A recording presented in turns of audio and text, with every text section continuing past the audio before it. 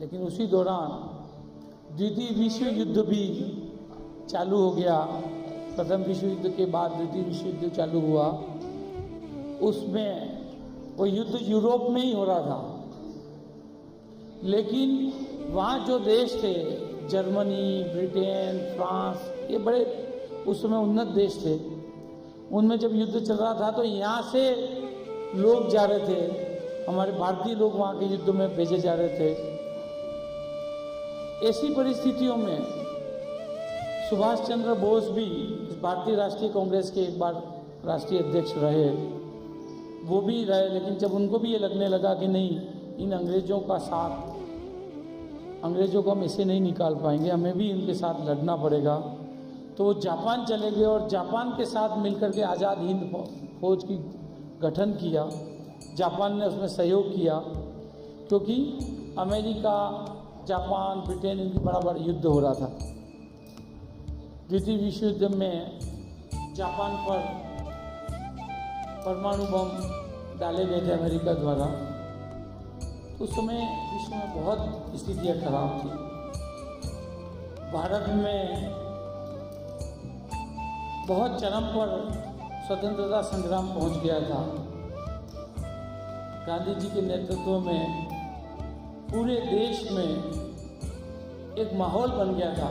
गांधी जी जहाँ भी जाते वहाँ हजारों लोग इकट्ठे हो जाते और वो जो आदेश देते वो ही कार्य उसी दिन होता। चाहे उन्होंने असहयोग आंदोलन चलाया हो, ऐसे कई सत्याग्रह उन्होंने चलाए और उन सत्याग्रह की वजह से, साथ ही द्वितीय विश्व युद्ध में ब्रिटेन में बहुत नुकसान हुआ, आर्थिक बहुत नुकसान हुआ, सेना का भी बहुत नुकसान हुआ और वो लोग बहुत कमज़ोर हो गए थे। भारत का स्वतंत्रता संग्राम बहुत तेज गति से आगे बढ़ते जा रहा था, उससे निपटने में वो सफल नहीं हो पा रहे थे, क्योंकि ये अहिंसक आंदोलन था। यदि हिंसक आंदोलन होता तो वो शायद सेना की वजह से भी निपटते, लेकिन वो अहिंसक आंदोलन की वजह से उसको निपट नहीं पा रहे थे। तो आखिर में उन्होंने 4 जून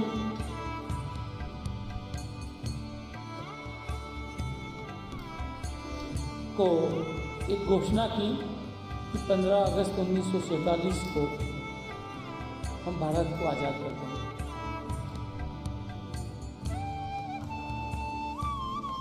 महात्मा गांधी का योगदान हम इस पूरे स्वतंत्रता संग्राम में भारतवर्षी इसीलिए ज़्यादा मानते हैं, क्योंकि उनका अहिंसक आंदोलन ही एक ऐसा आंदोलन था जिसने इस स्वतंत्रता संग्राम को एक मंजिल तक पहुंचाया।